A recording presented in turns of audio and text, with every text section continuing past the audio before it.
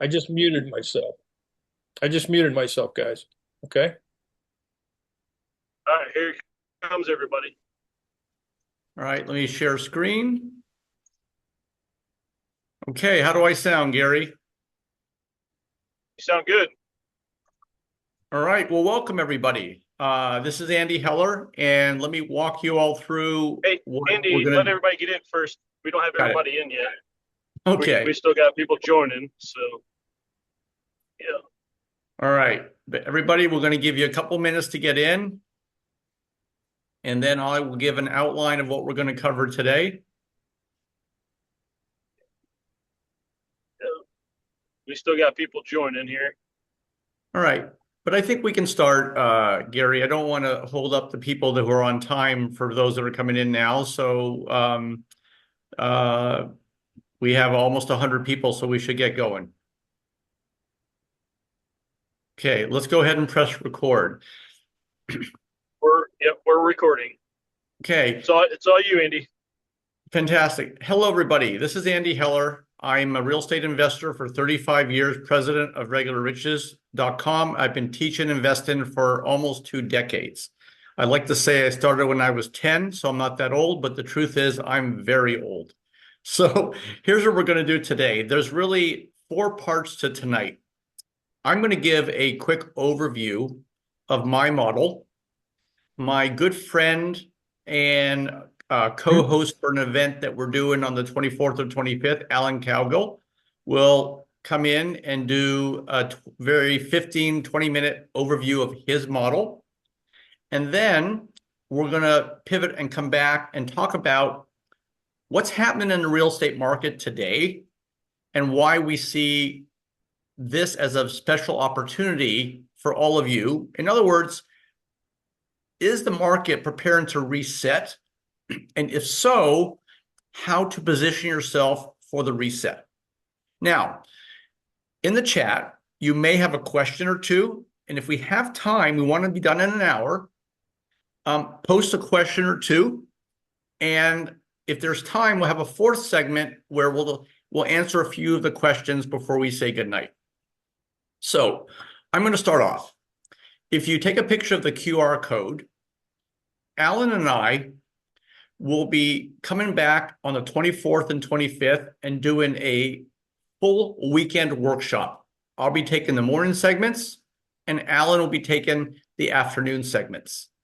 And really, if any part of tonight resonates with you and you feel that we can help you make money, register. If you've got a partial conflict that weekend, or even a full conflict, don't worry, because by registering, you will get access to the recording of the workshop. That being said, absolutely try to attend live, because like today, there'll be an opportunity to ask questions, but that's only available to you if you attend live. So if you are attending and you don't know anything about me, I have been investing for 35 years. My investment company is called regularriches.com. That's my education company. My investment model is called buy low, rent smart, and sell high. My investment strategy was actually profiled years ago and featured by Fortune magazine among the top 5 wealth building models for real estate investors. So again, don't take my word for it. That's a pretty high recommendation. One of my students, Hans, was actually profiled in that article in Fortune magazine. And Hans went on to be able to buy a business with the money he made from his early real estate investing. So again, this is a very, very high level overview because I want to save time when I come back and talk about what's happening in the real estate market today and why that spells opportunity for all of you going forward. So our model is called buy low, rent smart, sell high. I'm going to talk about all 3 components of our model very briefly. On the buying side, there's many ways to buy property below market, but most of the deals are in the foreclosure space. Now, we teach how to buy foreclosures, but what we call is a post foreclosure. In other words, properties that have gone through the foreclosure process and gone back to the bank. In most states, from the time the property is foreclosed on, before you see a property on MLS, that is a 3 to 6 month window. I teach how to buy properties in that window, ladies and gentlemen. And how do you do that? There's two primary ways. If it's a smaller bank that forecloses on the property, we teach you how to approach that bank directly, what to say, and how to position yourself as an alternative for that bank to fixing up and marking the property months later. For larger banks, there's no possible way that you can approach and call a Chase or a Deutsche Bank or a Wells Fargo and get on their radar. But these larger banks, they market their properties in a very organized and repetitive way through what we call REO agents. These are real estate agents that deal specifically in bank-owned properties, and some of them are exclusively in bank-owned properties.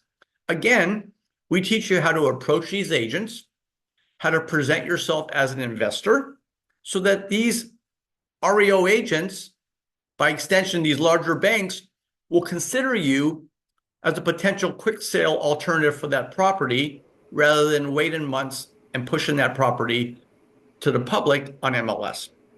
This has been our primary way to buy properties for over 35 years. And that's what I teach on the buy-in side.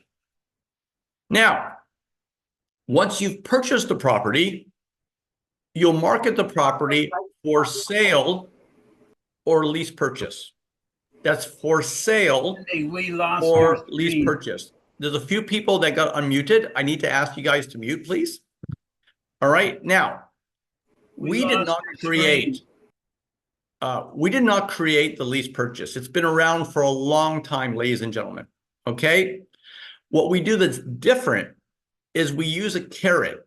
What I mean by the carrot is that the tenant's desire for home ownership is the fundamental theme of our marketing program for these properties. Again, post any questions in the chat, and Gary will try to filter and answer a few of them once we're done. So you buy these bank-owned properties and you market the properties for sale or lease option. Okay? When they are lease optioned, you'll be attracting a higher caliber tenant, and that is what separates our rental strategy from some other buy and hold strategies. Okay? Now, when we don't lease purchase the properties, or even when we do, here are the ways that you sell these REOs that you bought below market. There's 4 different things that will happen. It's very simple. So let's recap. You buy these bank-owned properties below market. You've got some locked-in profit. You're marketing the properties for sale or lease option. Now, one of 4 things will occur in the sell-in program. The first thing is you may actually flip the properties. So somebody answers the ad who doesn't want to lease purchase, who wants to flip, who wants to buy the property. In that case, let's say, Gary, you need to give me the screen again. I lost the screen. In that case, you will flip the property, make whatever immediate profit you can, take that money, and do it all over again. The second thing that can happen is you attract a lease purchase property.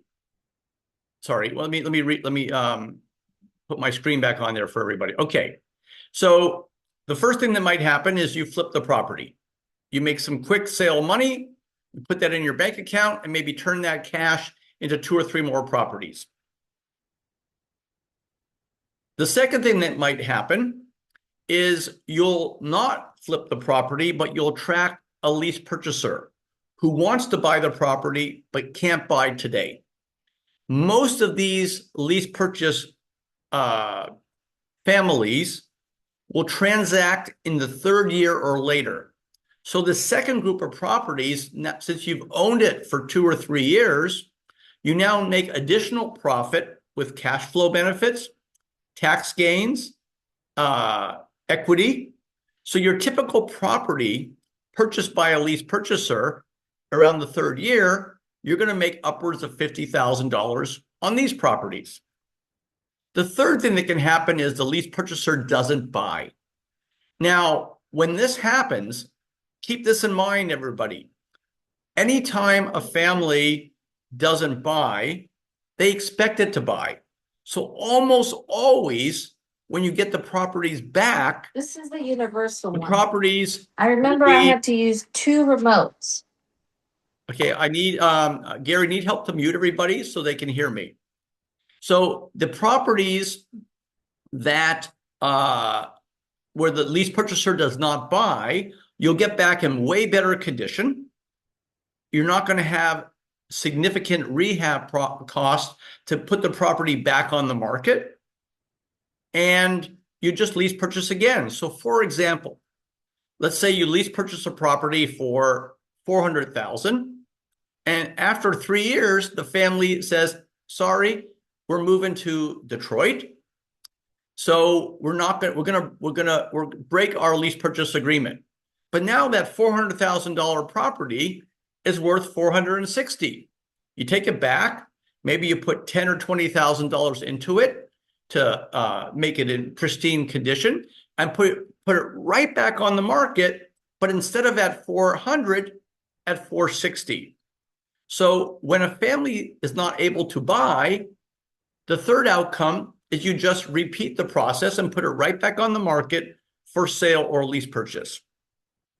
The fourth thing that can happen, everybody, is after the original 3 years that we give these tenants, they say, look, guys, we like your home. We're just not ready to buy. Can we have more time? Well, we always give them more time. We send them an extension agreement, and it takes the original terms of the lease purchase and puts them on automatic 1-year renewals. Okay? What does that mean? It means that if a family buys after 6 years, after 8 years, after 12 years, the price of the home goes up with each renewal period. So now you make even more money. So a fourth group of these properties will effectively become long-term renewals. The only difference is that the tenants hope to buy one day. They probably won't if they've been there 10 years or longer. But what they are going to do is take better care of your property than if you were just renting the homes. Now, I'm going to pass the baton to Alan in a couple of minutes, but I want to wrap up my introductory segment with a powerful slide here. So when we were interviewed by Fortune magazine, one of the reasons that I know that they recommended our model to people like yourselves and their readers is because your typical real estate strategy has 2 or 3 profit sources, 2 or 3 different ways the investor makes money. Our model has 6 ways. So it's extremely lucrative. And this is something the Fortune magazine said they had never seen before. You get immediate profit when you buy the bank-owned property below market. That's what we call the buy low discount. If you end up holding onto the property, you make profits every month with cash flow. Anytime you hold on to real estate, there are tax benefits that you gain by holding on to investment real estate.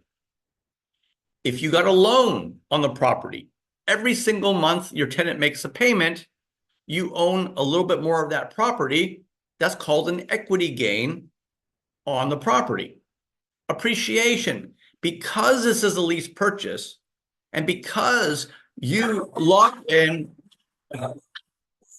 I'm sorry guys, that's my dog. And because you, all right. And because you lock in these annual, one second, let me grab my dog. One sec, guys.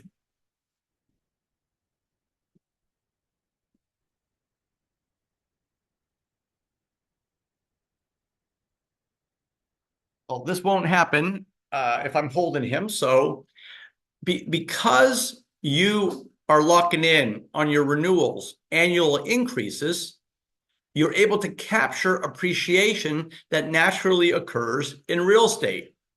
And the final profit source is under a lease purchase, you ask for an option fee.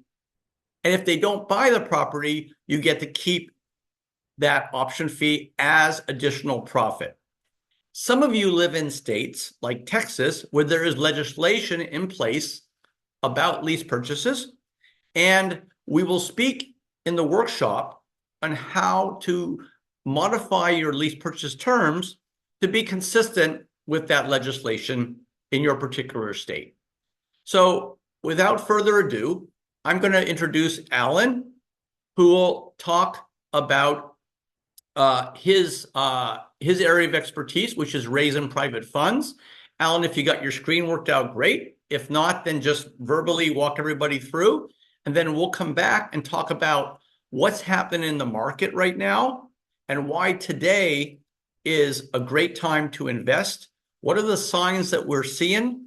And does it look like a reset is coming? So Alan, I'll pass the baton to you.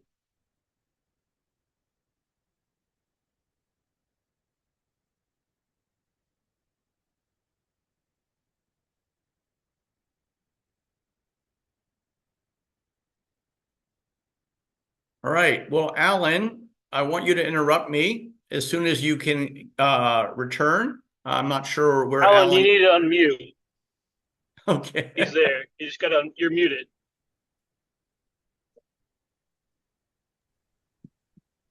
Good thing you guys are here. All right. Yep. Well, I had so much money one day I couldn't spend it all. Private money, that's my topic. It was amazing. It just kept coming in and coming in. I remember it was in August. I don't remember what year it was, but it just had tons of private money showing up. Hang on here. So just imagine if that was you. What if you woke up and had a massive amount of private money out there? You see, I found the pot of gold of private money. So it was so much money coming in. I hired a guy. His name's Kevin. And him and I started to get more private money and do deals. So what happened was I couldn't spend it all initially. Finally got it all spent. From mid-September to Christmas, we did 21 properties. And then from New Year's to August, as you can see, it's 48 properties. That's 69 properties that we did in less than a year. My private lenders out there started out as a trickle of money, and then it turned into a river of money, and then a flood of money like what I just talked about. Just imagine having $1 million just a phone call away. What would that do for you and your family? Just think about it. You see, I've cracked the code on private money, and you can too by doing just a few things and learn simple things that I have done along the way. My experience with private money is it gives you the confidence that you can close the deal. It's the number one feedback that I hear from my students. You can buy fast at lightning speed and beat your competition. You can do rehabs fast because you have 100% of the cash. You get a discount when you pay with all cash. Cash is king, as you see right there. And all cash deals have the cheapest closing costs. You can cover unexpected bills by just borrowing private money and putting a second mortgage on the property. You don't want to over leverage it, but if you got room, you can do that. Your life gets better because your funding is right side up rather than upside down. If I get a chance, I'll talk to you about that. And you can get unlimited funds out there. Your posture is some will, some won't. So what? Someone's waiting. Don't beg, don't plead, don't even ask twice. Get out there and tell people that you're looking for private money and let the chips fall where it may. Just outline your program. What interest rate? You want to make a screenshot on this. What interest rate are you going to start off with? When do you pay them? How do you pay them? Monthly or when it sells? Minimum investment. No early withdrawal penalties. We don't do early withdrawal penalties with private money. And how long to return the money. You ought to write these down tonight. Alan, You are you need three okay if I scripts. interrupt you 1 second? Yeah. Okay, just for we may have some on the call today who are just starting out. I think we should define what private money is first, because there may be some that don't know what that is. So everybody, when you invest in real estate and you make your offers, you've got to have either an ability to get a loan, or you've got to have the cash to buy a property. Those are prerequisites. Or if you're a wholesaler, you've got to have buyers. Okay. So Alan's specialty is for investors who want to invest today, but they don't have the funds. So private money can be defined as going into the community, announcing yourself as a real estate investor. And the community could be your family and friends, and having them contribute the funds for you to invest for their benefit and for yours. His specialty, and he's been doing this longer than anybody else, is helping investors who want to invest today, but they don't yet have the capital. That's what private money is. The problem for many is they go to family and friends and they don't do it the right way, because you have rules in place that are there for how you need to raise your funds. So I'm sorry for interrupting, Alan. No, you did good. I felt we needed to define what private money is for everybody's benefit, because you're giving them these success stories and what you did. But let's establish private money can be money from mom and dad, money from your friends, money from strangers. Yep, you got it down. Now, let me tack on to that. My first private money person was my mom. And what had happened was she had a bank CD. And I sat down with her at the kitchen table. I explained to her on what I was doing, and she jumped for joy. And so she was my first private lender.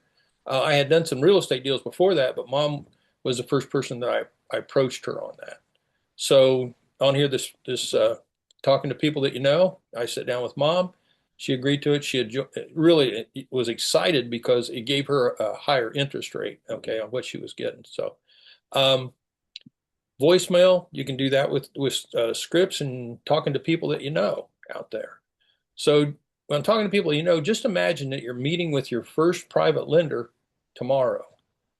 How would you communicate with private money program to them? And I'm glad, Andy, you stopped me, because that helps, okay, on making sure that everybody's on the same page here tonight, because it's so important to everybody. So here's the tools that I use. You know, take a screenshot of this. PowerPoint presentation like you're seeing right now. Scripts, you know, key. What are you going to say to the private lender? And then I have a special report that I hand out to people. Very simple question and answer for a potential private lender, and it moves them closer to loaning you money. And then I created a credibility kit, which I hand out to people about my business, what I'm doing, and why I'm doing it, and how it can help them. And then I have a compelling audio that I give them, and on that audio, what it does is it moves them closer to loaning me money, and sometimes they do it right off the bat.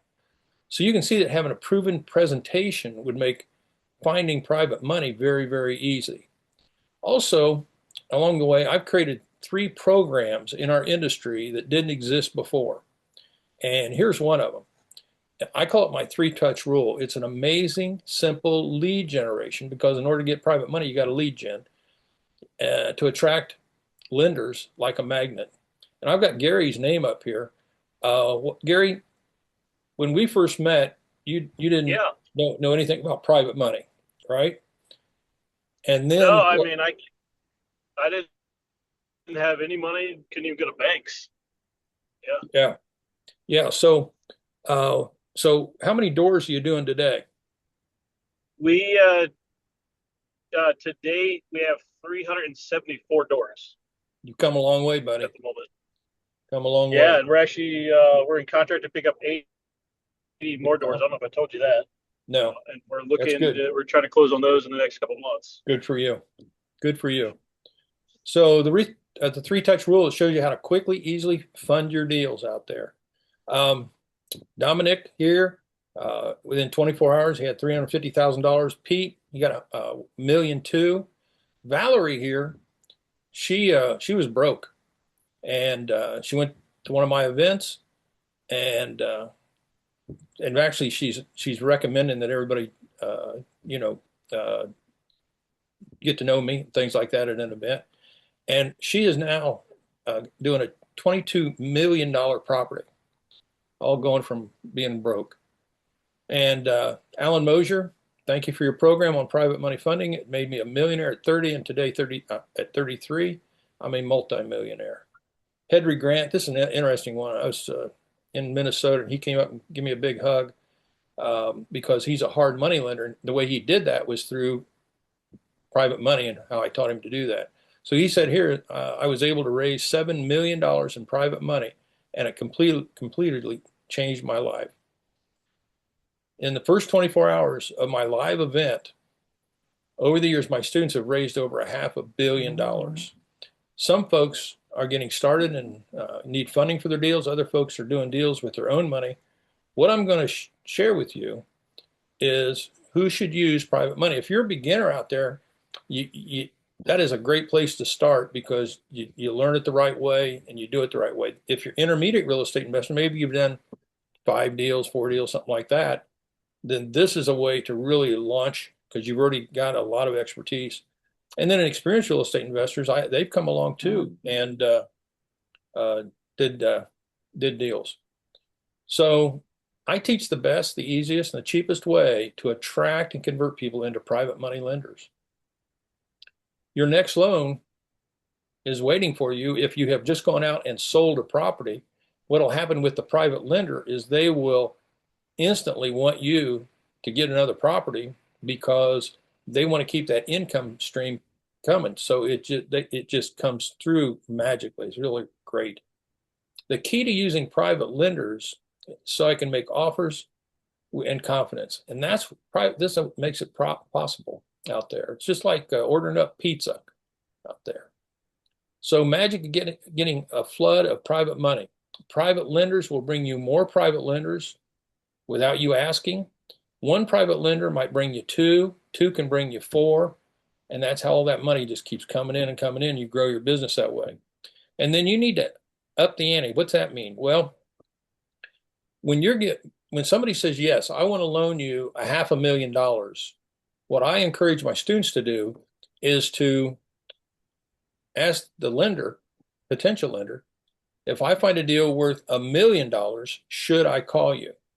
So I always double it, and they either say yes or no, but go from there. So and what happens is about 20-30% of the folks will say yes, up in the ante. Just think about how that money piles up.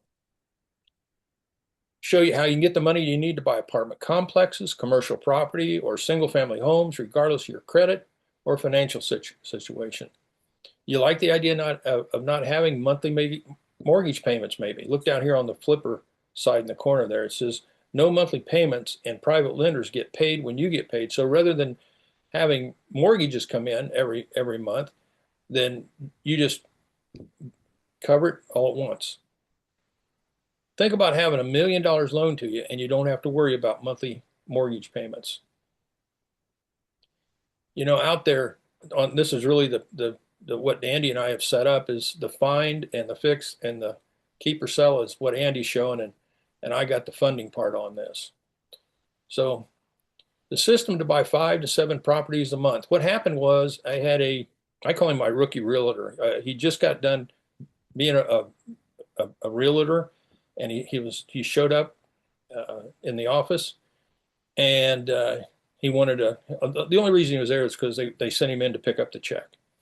I started talking. His name's Brad. I started to talk to him, and him and I teamed up to where we started to do 5 to 7 properties a month with zero marketing cost. Think about that: zero marketing cost, and very, very little effort.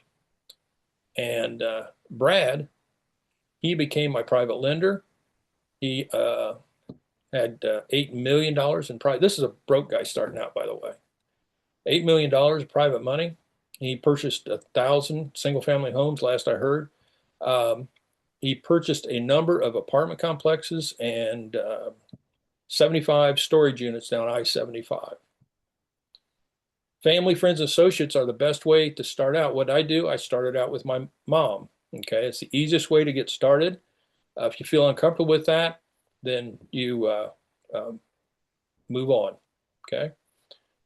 Getting loans from a bank. What's the process and how long does it take and the volume of paperwork out there? It's tough. But with private money, it makes it so much easier. You're disqualified from borrowing if you have from a bank if you have too many properties. I had way back when I had 4 banks shut me down because they didn't want to have more properties out there. They normally cut it off at 4. Poor credit, if somebody's got poor credit, you can overcome that by private money. Income doesn't satisfy the bank, same thing. And if you leave your JOB, which I did, then you can go all over it, you know. Your life with a bank is you got credit checks, long applications, submitting paperwork, paying appraisal fees, ceilings on your income, nail-biting timelines, and losing a deal. You know, that stuff just makes you sick. I mean, private money is so much easier than that. You just got to get into doing it. So talking to people you know, talking to, and then have scripts out there, and then you need to follow up. You need to follow up and don't miss that up or you'll miss some money. Real estate investor action. When you attended your first real estate group and started, or maybe just started a real estate on your own, you get an education. And the next step you did is you make your offers. But you have the steps out of order. I'm going to show you that real quick because you can't change a bank or a hard money lender or credit. They have their own rules, but with private lenders, you can change it. Now, what happens is with this business is you get the education, and then what you do in this typically is you go out and make offers. In fact, maybe your REIA group, so we encourage you to go out and make offers. And then you hunt for funding. That's the hard way to do it. What you want to do is insert private money, changes 2 and 3 over. This makes buying properties harder for you if you do it that way.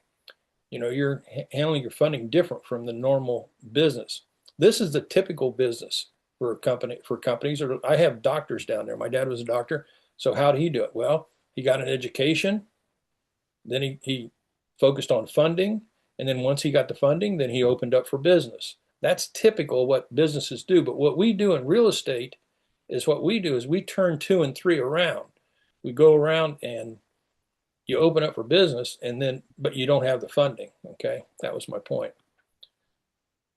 So with private money, it's a natural fit in the right place. Benefits of private lenders: unlimited funds, speed to buy. I had a lady call me up on a Monday and she said, "Are you the We Buy Houses guys?" I said, "Yes, I am." She said, "I've had this house for 9 months and they're going to put me on the street." And what happened was by Friday, I owned the house and she was elated. Cash flow, contingency money, no monthly payments. Oh, she was going in the she was already had a place where she was going to go. So, and you get to make the rules.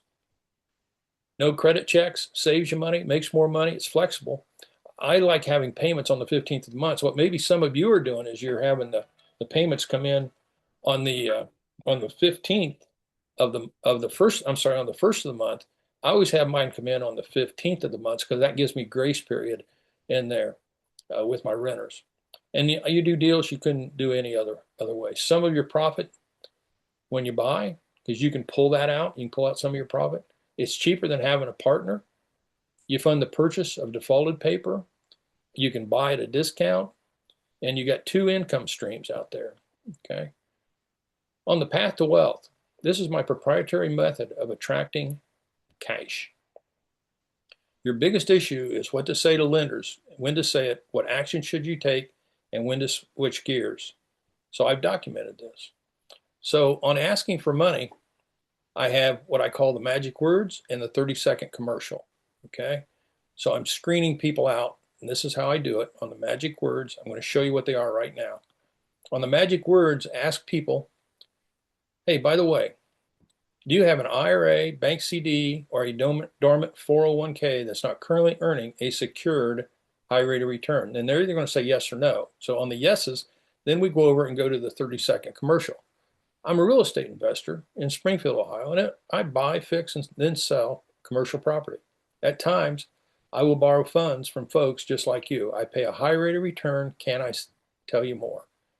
Boom. And then they'll step into that. And then on this chart here, that's what I just went through. And what happens is this chart goes down all the way down to the closing. Okay. So it's a killer. I had a lady come to my event, and her name was Blanche, widowed, and she asked me a bunch of questions. So when she got done, it was done, and then she came back to my office later on, and she started loaning me money, and then her sister loaned me money, her son loaned me money. The only problem of it is she went out and bought another house, okay, a rental house. So what happened to her was she had up to $230,000 that she gave me along the way for private money. How many of you like to find a Blanche in your life?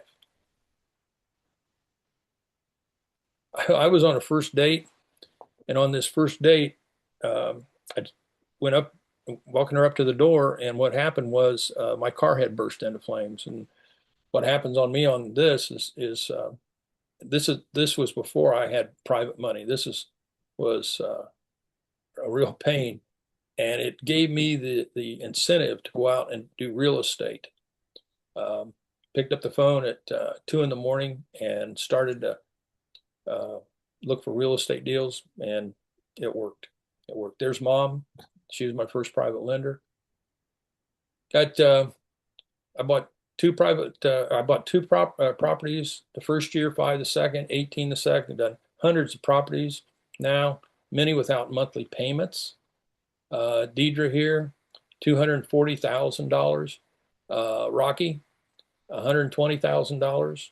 Beverly, $50,000.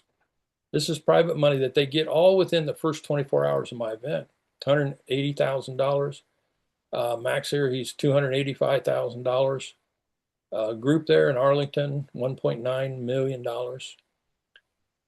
One weekend, real estate success from A to Z is what happens to folks. Robert, he said, I've been in real estate for that amount, JR, 750, using my materials. And it just goes on and on and on. So Andy, is it good to turn over to you? It is. So before I talk about the opportunity that the market's shown us today, I just wanted to say one thing about Alan. Alan likes to share stories of past successes. We old timers kind of do that. But how I met him, I spoke at one of his boot camps, which is essentially going to be exactly what you guys will be participating in on the 24th or 25th in Alan's segment.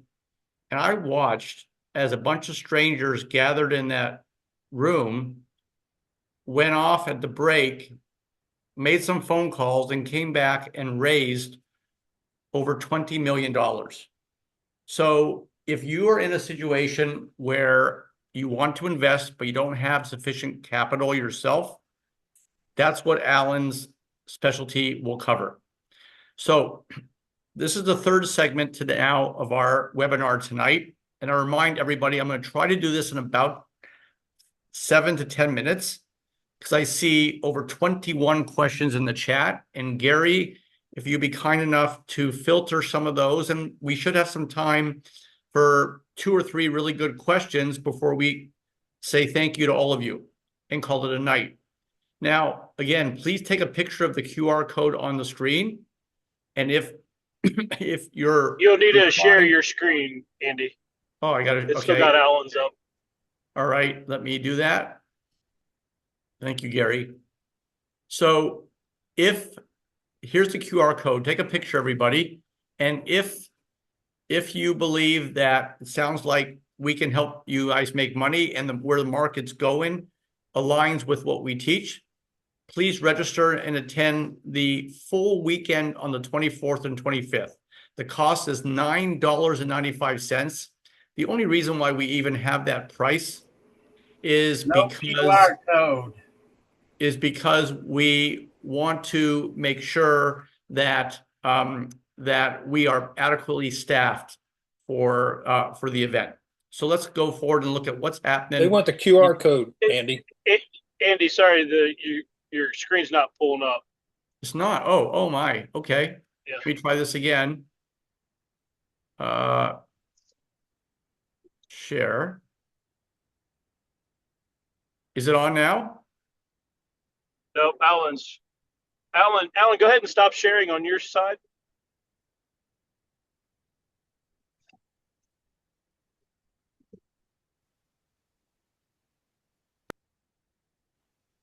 I don't know. I see Andy and Gary's screen just fine. Oh, good. Okay. Well, so can everybody see my QR code? No. No, I see a Jim Bryant from Kentucky. There's no QR code. Nope. Yeah, that's All right. Alan's screen. Alan, you need to remove your, okay. Yeah, Alan, you got to stop sharing, buddy. And then, There you go. Now we got it. Okay, good. All right. So take a picture of this QR code and then let me continue, everybody. All right. So what's happening right now in today's market? Let's have a look at that and why we feel that today is a great opportunity. So real estate, it's really interesting. One of the most interesting things that I've noticed about real estate, having invested for all these years, is that while markets change, history repeats itself. So let's look at these couple statistics, and I'm going to explain to you what they're telling us. FHA, seriously delinquent. That means a mortgage that is over 90 days past due is 23% higher from a year ago, and the highest level since October 2015, excluding COVID. The second statistic, foreclosure starts in October are up 29% from 1 year ago, which is the 11th consecutive month with a year-over-year increase. What are these statistics, ladies and gentlemen? They're what we call leading indicators. These statistics tell us that it's very likely that the real estate market is going to reset. Now, let me give a little history lesson right now. In the late 80s, there was a savings and loan collapse. And what happened afterwards was a 2 to 3 year real estate reset. And investors who were prepared swooped in and bought properties in that 2 or 3 year period at incredible discounts. Then the market stabilized, real estate values increased, and in 1999, there was a dot-com bubble burst, which initiated a short recession. But again, for real estate investors, right after that happened, there's a 1 or 2 year real estate sale where real estate investors could go in and buy properties, sometimes 30% less than what they cost before the dot-com bubble burst. Again, the market stabilizes, values rise. And in 2008, there is the Great Recession, followed by a dramatic drop in pricing. And depending on what part of the country you resided in, a 3 to 5 year opportunity for investors to swoop in. And this time, the discounts in some markets were around 40%. Now, when these resets occur, most of the deals are foreclosures, which is what I teach. So now let's look at this pattern, because what you have here is a pattern. Every 8 to 12 years, after periods of appreciation, there's a world event, the economy slows down, and the real estate market resets. And investors who are in a position to swoop in and buy properties can buy properties 20, 30, even 40% less than what those same properties sold for just before the reset. The pattern that you are seeing is every 8 to 12 years, there is a reset. Now, based on that scenario, in 2020, there should have been a reset. But what happened in 2020, ladies and gentlemen, was a global pandemic. And the government put $7 trillion into the US economy. Now, we're not going to get into political statements or whether that's right, wrong, or too much, but let's just talk about fact.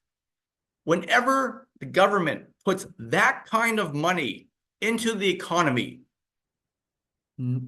everything goes up in value until that money works its way through the economy.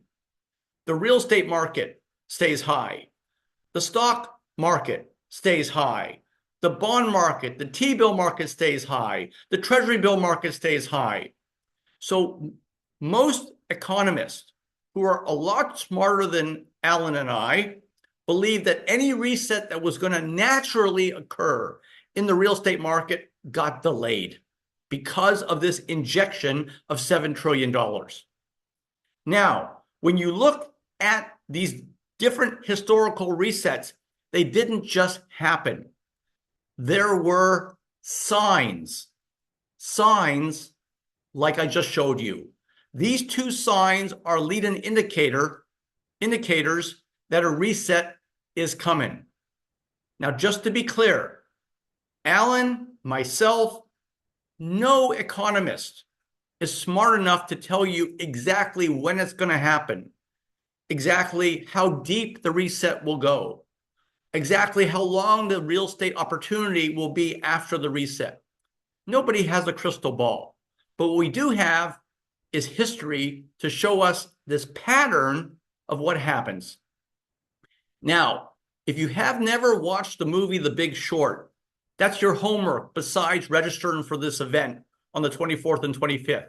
The Big Short is a movie that came out with Brad Pitt and a bunch of other stars, and the movie told the story of the years before the Great Recession. The real estate market was still going up, yet the signs of the reset were coming, were there. And the economy pretty much ignored those signs. And we all know what happened in the Great Recession.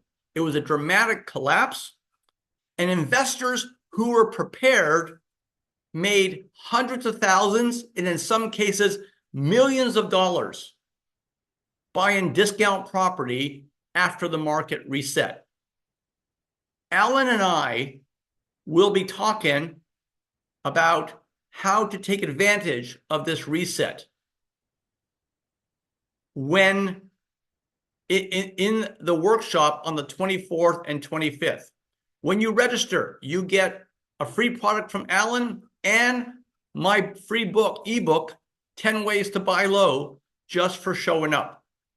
So let's talk about this weekend and what will be covered. When markets reset, ladies and gentlemen, real estate investors who are prepared can clean up. Now, some real estate models are really good for resets. Others are not. Clearly, raising money, that will be valuable anytime. So Alan's piece that he's going to cover Saturday afternoon and Sunday afternoon will help prepare you to have the cash to take advantage of these resets. But what happens in these resets? What real estate strategies work best? Without a doubt, the way to buy properties below market that I teach, focusing on bank-owned properties, is the dominant way to get deals during resets. In fact, in the years after the Great Recession, ladies and gentlemen, some communities in the country, the percentage of properties for sale on the market that were bank-owned exceeded 30 or 40%. Let me put that into context. In most stable economies, that number is between 1 and 3%. We're talking properties on the market, on the retail market, 30 to 40% of them were bank-owned, and that's what I teach. What else happens in resets? Well, resets are synonymous with recessions and bad economies. And when you have recessionary times, ladies and gentlemen, it's really, really difficult to flip properties. And that's where the lease purchase comes in. It's the perfect marketing tool for the investor to make money in resets, because the families out there, they're not going to be able to buy, but they still have the 2 kids. They still need a nice home. They want to buy in the future. They have a job, a job, but they can't buy today, which makes the lease purchase the absolute perfect way to market your properties if you're buying them in bulk during resets as REOs. And I teach them both. So in a summary, Saturday morning, I'm covering buy and low, how to buy properties below market with a focus on bank-owned. Sunday morning, I'm covering, now you bought those properties, what to do with them, how to flip them, how to wholesale them, how to lease purchase them, and how to put them on long-term holds. Both the afternoons, Alan's going to fill in the missing piece on, if you don't have the money yourself, how to go and get the money. So, ladies and gentlemen, the last thing I'm going to go say before we take questions. So, Gary, get ready. We got about, we can do maybe 7-8 minutes of questions here.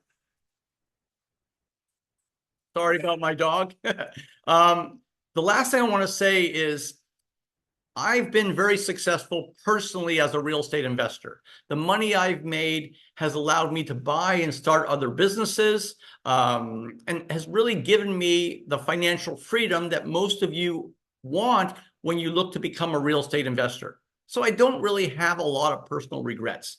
I got one. I'm going to share it with all of you today. I knew a reset was coming in 2008. I didn't know exactly when. I didn't know how deep it would be. I knew it was coming. And I bought properties when the market reset in the Great Recession. But if I had done a couple things differently in 2006, 2007 to prepare my finances, move some money around, maybe raise private money, the one regret I have, I should have bought 10 times the number of properties I bought. Because successful investors in real estate will tell you they buy when the markets reset. And everything I'm talking to you about tonight, and we'll cover on the 24th and 25th, is my own personal plan myself. I'm still young enough to ride up one more down cycle or one more reset. And that's what I'm going to talk to all of you about on the 24th and 25th. So I'm going to pause and we'll leave my screen up and go ahead, Gary, let's do a few questions and then we'll call it a night. But no matter what, everybody, please register. It's only $9.95. I'm going to repeat, if you have a partial or full conflict that weekend, by registering, any session you missed you'll be able to access and download. But of course, you want to attend live. In my part, I budget about 2 hours for your questions, not 5 minutes like tonight. And I know Alan does the same. So I'm going to pause. Gary, let's answer a few questions. And then we'll thank everybody for attending. And we hope to see you back online on the 24th. Yeah, appreciate it. So, I mean, you might have just answered one of the questions. By attending the 2-day course, will there be a recording that they can review back or get access to the recording? Yes. Okay. And then there was a really good question here. Let's see. Hang on here. I'm trying to find the one. Everybody wanted the QR code. We've got that coming. Well, it's on the screen. Yep. And then there is a link in the chat box as well for those that have an issue with the. Okay. What kind of time frame do we have to get prepared for starting out? That's a great question, and I'm going to give you an honest answer. You might not like it. I don't know. We're seeing signs right now that the reset's coming. There's even an argument that it's already started slowly. The real estate reset could be slow and gradual. There could be a global event that hasn't happened yet that could trigger this, and it could be sudden. In the last reset, if you remember, the economy was humming along until Lehman Brothers Bank collapsed in August of 2008. And within literally 30 days, so many people had lost their jobs and we faced a complete different economy. And this is why attending is such, and the timing of this is so important. We don't know when it's going to happen. We don't know how it's going to happen. And honestly, we don't know if it's going to happen for sure. What we do know is the same signs that existed before the other resets we're seeing today. And based on history, it's likely coming. So it's time now to get ready. Okay. Do you recommend using a self-directed IRA? The honest answer is Alan's a better source for that. I have students who use self-directed IRAs to fund their real estate investing. I personally don't, so I can't speak to it from personal experience, but it is a very common source of funding for sure.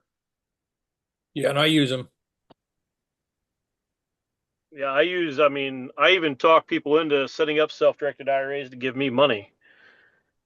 Yeah. So that's actually something I learned from Alan at one of the boot camps. So,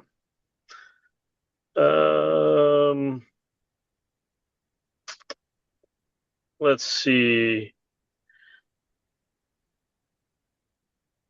I believe. Oh, let's see. Well, actually, while you're doing it, Gary, I'm going to speak to one more thing and give you a chance to do one final question, then we'll thank everybody. Probably about 20% of you are or interested in wholesaling. Okay, let me speak about wholesaling a little bit right now. There's a big misconception for new wholesalers that you can't buy bank-owned properties. But if you talk to a successful wholesaler who's been doing it for 10 or 15 years, that successful wholesaler will tell you they buy most of their properties from banks. So both of these can't be true. So if you want to be a wholesaler, you actually have to learn how to buy from banks. Not only can you have to. Why? Because wholesaling is a volume business. It's transaction-based business. You're looking to do 10 to 20 deals per month. That's the life of a wholesaler. Well, the only seller out there who has a portfolio of properties to talk about are banks. And that's why successful wholesalers learn how to buy from banks, because they are the source for properties that is the primary source for wholesalers to get volume properties from the same seller. So Gary, let's do one more great question, okay. And then we'll thank everybody for their time.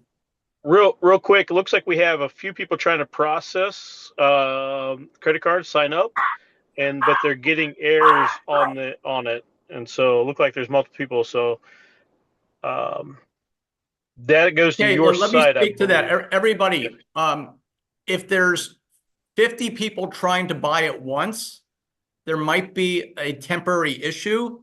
All you got to do is reset your cash and go back after a couple minutes and you'll be able to transact. The registration link is working just fine, but you have a webinar like this, it could be overwhelmed. Just reset your cash, go back, and you'll be able to transact.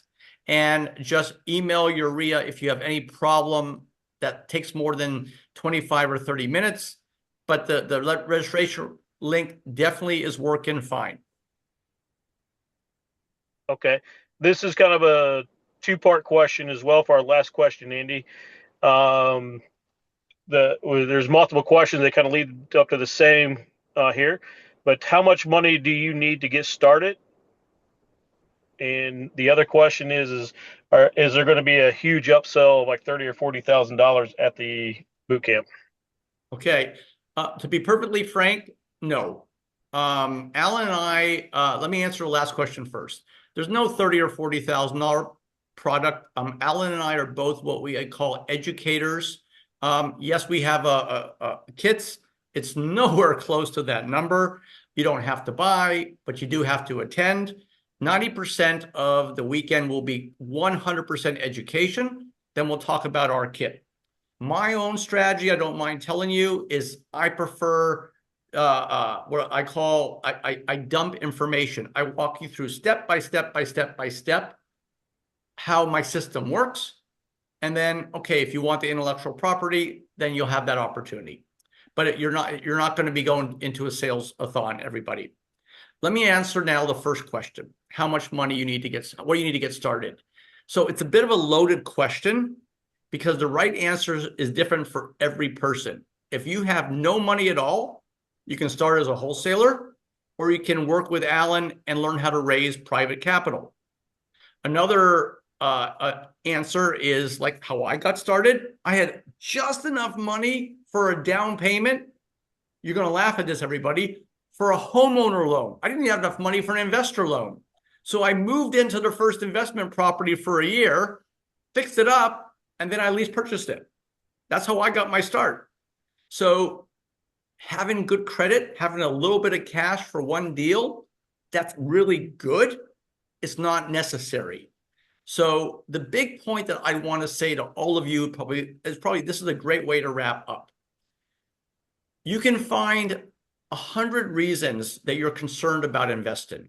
100. Well, I don't think I have enough money. I don't think I'm old enough. I don't think I know my market well enough. In my case, I'm not tall enough. That's a joke. But what I want to say for sure is that forget these excuses. Most successful real estate investors, the one thing they'll tell you is they felt so unprepared on that first property. What you're feeling is normal. You just got to find a vehicle, a way to get that first property. Maybe like my story, a homeowner loan and you move in. Maybe you use an investor loan.